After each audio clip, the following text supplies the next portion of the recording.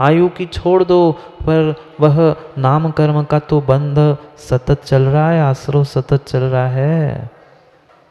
अशुभ नाम शरीर नाम कर्म नहीं मिल सकता क्या? मिल सकता है। इसलिए सोच समझकर विचार करके हमें प्रयास करना है उन अशुभ क्रियाओं से दूर होने का। जो मेरी शरीर की अशुभ परिणति चल रही है, दूसरों को चिढ़ाना, दूसरों को चाहे हंसी मजाक में हो चाहे सही सही में हो, बहुत बहुत सोच समझकर निर्णय करना होगा वकील साहब। कोई व्यक्ति हंसी हंसी में आग में हाथ डाल दे, कोई व्यक्ति हंसी हंसी में आग में हाथ डाल दे और कोई जान के हाथ डाल दे, तो हंसी हंसी में डालने वाले का तो हाथ जलेगा नहीं, जो सही सही में डाल रहा था उसका ही जलेगा ना। क्यों? उसने तो हंसी मजाक में डाला था। चाहे हंसी मजाक में अग्नि में हाथ डाल दो, चाहे सही में डाल दो, हाथ तो जलेगा जलेगा जलेगा। कर्म सिद्धांत भी ऐसा अटल है, चाहे तुम हंसी में मुंह टेढ़ा कर लो, चाहे किसी को हंसाने के लिए कर लो, चाहे सही में कर लो, अशुभ का आश्रव हो चुका है। होगा नहीं, हो चुका है। पर माँ कितनी सहजता में हम अपने इस काय को, शरीर को कुछ क्षण में विकृत कर लेते हैं। कितनी सहजता में हम विकृत कर लेते हैं, स्वयं की भी और दूसरों को भी। विचार करना, स्वहस्त की क्रिया, विदारण की क्रिया, दूसरों की जो विराधना कर रहे हैं, जो सावध्य क्रियाएं हमारी चल रही थी, वह प्रत्येक सावध्य क्रिया विदारणा की ही क्रिया है। जिससे दूसरों को दुख उत्पन्न हो रहा है, माना कि किसी की कोई गलती है, माना कि किसी की कोई गलती भी है, दिख भी रही है, पर उसे हमने दूसरों के, तीसरे के सामने जाके कह दिया, क्या हुआ? अच्छा किया? नहीं किया, नहीं किया, नहीं किया। उनके अशुभ क्रियाओं को भी उजागर कर रहे हैं, तो वह उनकी विदारण की क्रिया है। उनके तो अशुभ क्रिया से उन्हें तो आश्रव हुआ ही था, पर उसको दूसरों के सामने प्रकट करने से मुझे भी आश्रव हुआ था अशुभ का। हाँ, लोग कहते महाराज जी सबको पता भी तो होना चाहिए कौन कितना पाप कर रहा है। अरे कौन पाप कर रहा है उसका ठेका तूने थोड़ी लिया है। क्या आप सफाई कर्मचारी हो कि किसने किसने क्या काम कर लिया, हमें सबकी सफाई करो? अपनी सफाई कर कर्मों की, दूसरों की क्या सफाई कर रहे हैं? विचार करना। कल वचनों के भी बारे में सोचा था, आज काय के बारे में समझा रहे हैं। मैं ही कारण, मैं ही कारण हूँ और मैं ही करता हूँ। कराने वाला भी मैं हूँ और मेरे परिणाम ही कारण है, इसलिए सब कुछ मैं हूँ। मत करो, मत करो नकल। आज पता नहीं आज के युवाओं को क्या हो गया है, उस शोक के चक्कर में, फैशन के चक्कर में पता नहीं कैसी कैसी अशुभ परिणति कर बैठते हैं। वह एक कान नहीं, दो कान नहीं, नाक नहीं, कहाँ कहाँ शरीर पर छेद करके, कहाँ कहाँ बाली पहन रहे, कहाँ कहाँ वे लंबे बाल। ये पक्का पक्का मान लेना, आने वाले समय में वह उस स्त्री पर्याय को प्राप्त करने की तैयारी चल रही है। हाँ, वो तो शरीर का कष्ट है ही। चाहे जो कह लो, गुदवाना कह लो, चाहे टैटू बनवाना कह लो, शरीर को कष्ट नहीं हुआ था? जब शरीर को गुदवा गुदवा कर तुम बहुत सुंदर चित्र दिखाने के लिए कर रहे थे, वह परिपूर्ण रूप से अशुभ काय है। चाहे स्वयं के शरीर की परिणति हो या दूसरे को करने रूप हो, वह दोनों भी अशुभ काय से, अशुभ कर्मों का ही आश्रव कर रहे हैं। ये अशुभ काय योग है। अरे शरीर मिला था पुण्य के उदय से चंद्रेश जी, भोगों में लगाने के लिए नहीं मिला था। ये शरीर, ये काय, ये साधन भोगों में लगाने के लिए पुण्य नहीं मिला था। कारण कार्य विपर्यास कर रहे हो।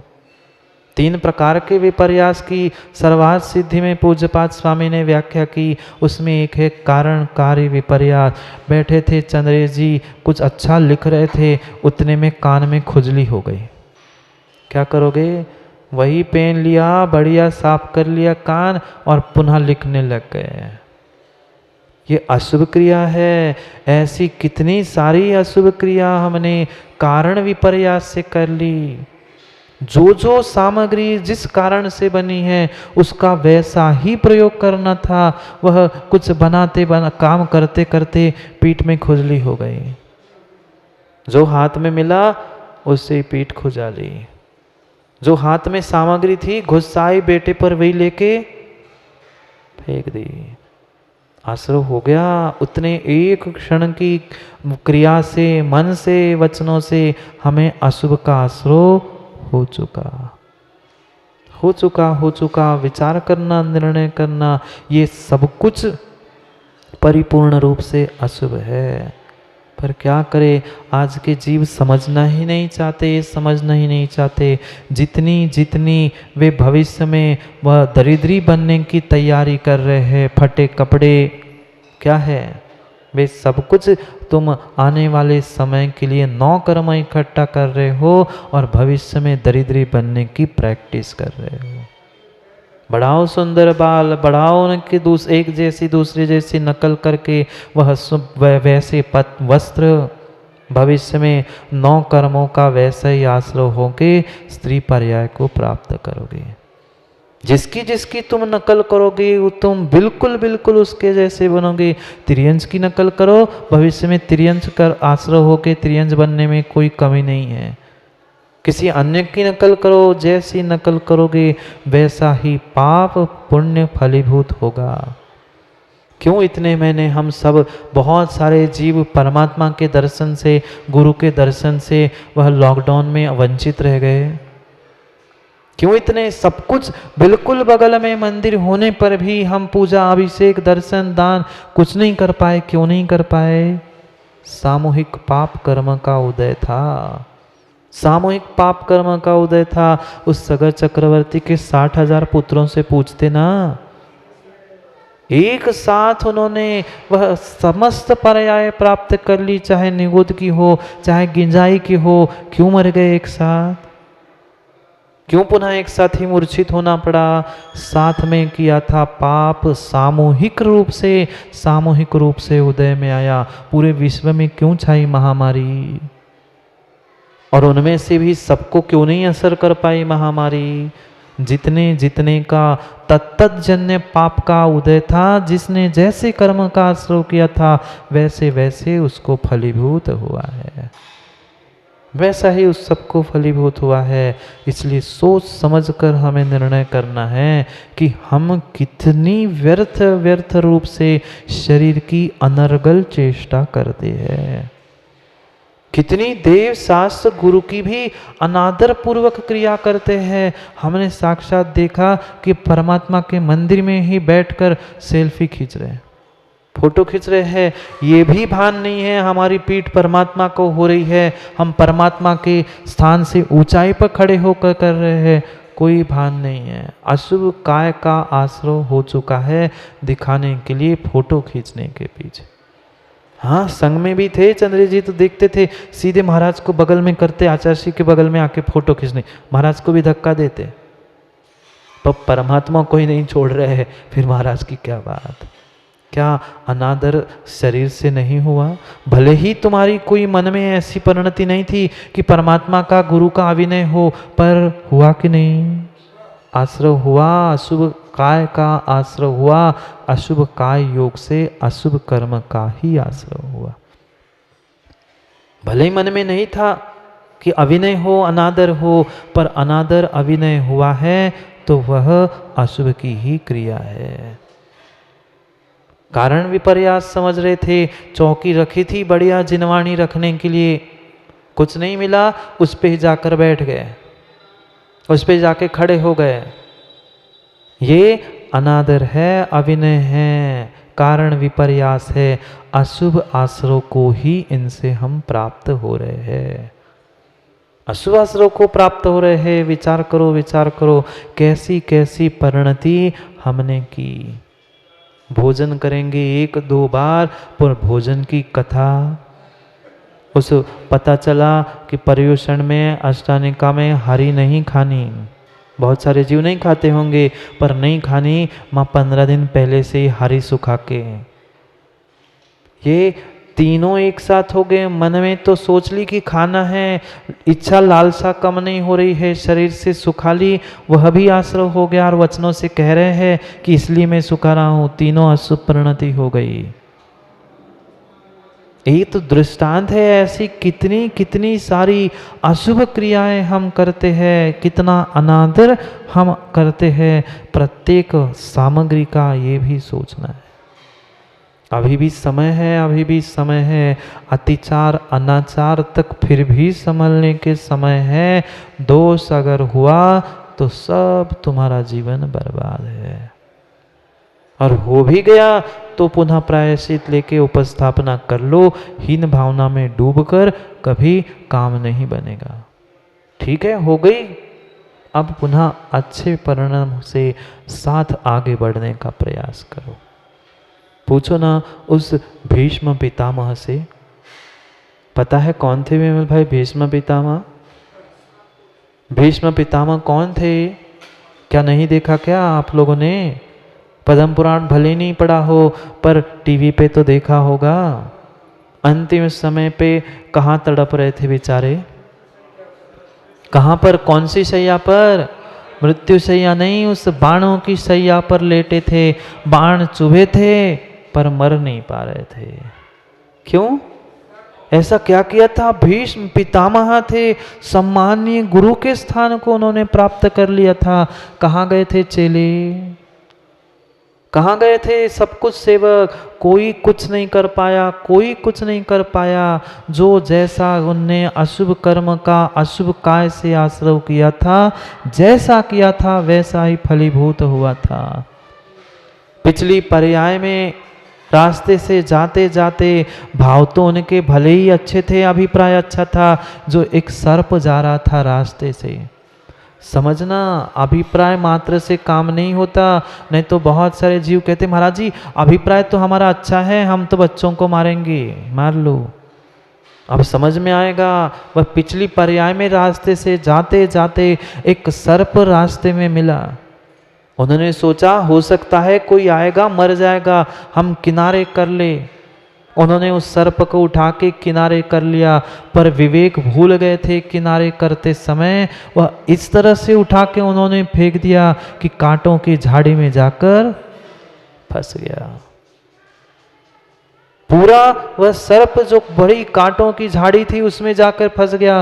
पूरे शरीर में उसके कांटे कांटे कांटे घुस गए। वो जैसे तड़प रहा था वैसी अगली पर्याय में वह भीष्म पितामह बाणों की शैया पर पड़े पड़े तड़प रहे थे। गलत कब बोलते दादा? ना आगम न कर्म सिद्धांत न आचार्य भगवान कभी गलत बोलते हैं।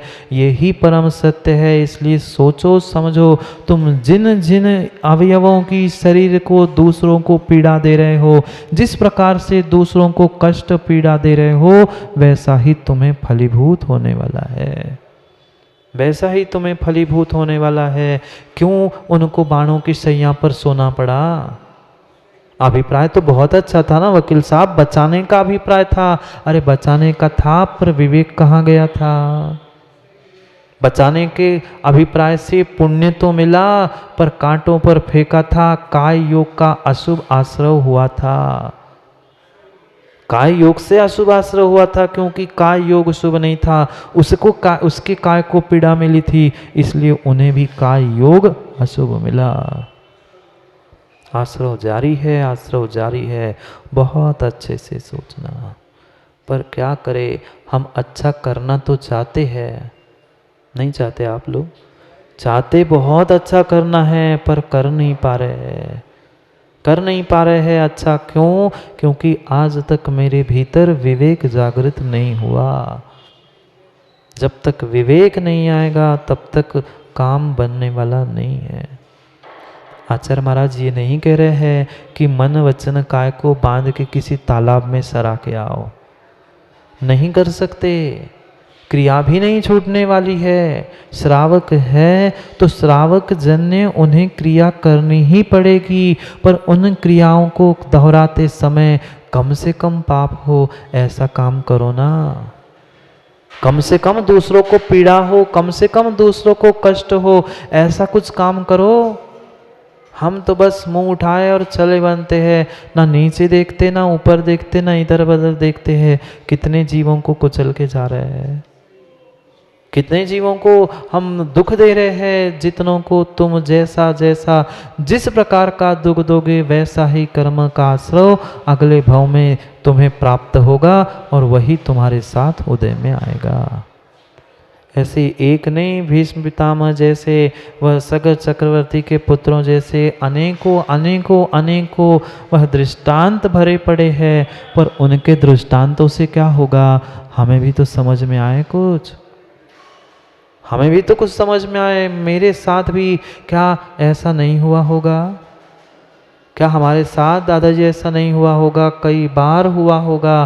पर क्या करें, हमारी इतनी अच्छी विस्मृति है कि हम बहुत अच्छे से पुरानी बातें भूल जाते हैं।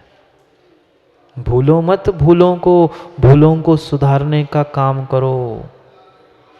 जब तक भूलों को भूलते जाएंगे, भूलों में अगर कुलते रहेंगे तो काम बनने वाला नहीं है। भूल को सुधारने का प्रयास करो। जब भूल सुधरेगी तभी कुछ कल्याण हो पाएगा, अन्यथा नहीं होगा, नहीं होगा। ये एक एक क्रियाओं को, अशुभ क्रियाओं को समझना होगा। व्यर्थ में बकवाद करना, व्यर्थ में बैठे बैठे अब काम नहीं है क्या करे, अब समय मिला है आधा एक घंटा सो ले। दिन में सोना चंद्र जी बहुत बड़े अशुभ काय से अशुभ कर्मों का आश्रय करना है। निद्रा मात्र रात में थके हुए शरीर को चंद घंटे विश्रांति के लिए कही गई है। दिन में सोने वाला तो बहुत सारे दर्शनावरणी ज्ञानावरणी ऐसे अशुभ कर्मों का ही आश्रय करता है। ठीक है, कभी विषमता है, बीमारी है, बहुत अस्वस्थता है, क्वचित कदाचित कभी समझ में आता है, पर हम जान के बुद्धिपूर्वक सो रहे हैं। फिर रोने रोते मत आना कि महाराज जी हमें याद नहीं होता, हमें ज्ञान नहीं होता। ये अशुभ ज्ञानावरणी दर्शनावरणी कर्म के साधन आगम में कहे हैं। पढ़ा था क्या, निद्रा निद्रा निद्रा प्रचला प्रचला प्रचला। ये क्यों प्राप्त हुए? उनके कारण भी वैसे ही है। सो खूब सो दिन में और फिर परेशान हो बाद में, ये नहीं होता वो नहीं होता। नहीं, मैं मना नहीं कर रहा हूँ सोने के लिए, पर सोते समय ध्यान रखना, फिर कहने नहीं आना कि ऐसा हुआ और ऐसा क्यों नहीं हुआ। ठीक है, कम से कम चंद्र जी बुद्धिपूर्वक लेटने का तो प्रयास करो। बैठे बैठे झपकी आ गई, ठीक है, वो फिर भी प्रमाद तुम्हारा निकल गया, पर आप फैल ही गए। कर्म भी कहेंगे तो फैल जा, मैं भी फैल जाता। क्योंकि ये निद्रा ऐसी पिशाचनी है, ऐसी पिशाचनी। मैं नहीं कह रहा हूँ, आचार्य महाराज कहते हैं उसे पिशाचनी निद्रा को, क्योंकि जितना पाप व्यक्ति जीते जी या आंखें खुले नहीं कर सकता, उससे कई अधिक पाप सोते सोते कर लेता है, और करके भी भान नहीं रहता क्योंकि निद्रा में होता है।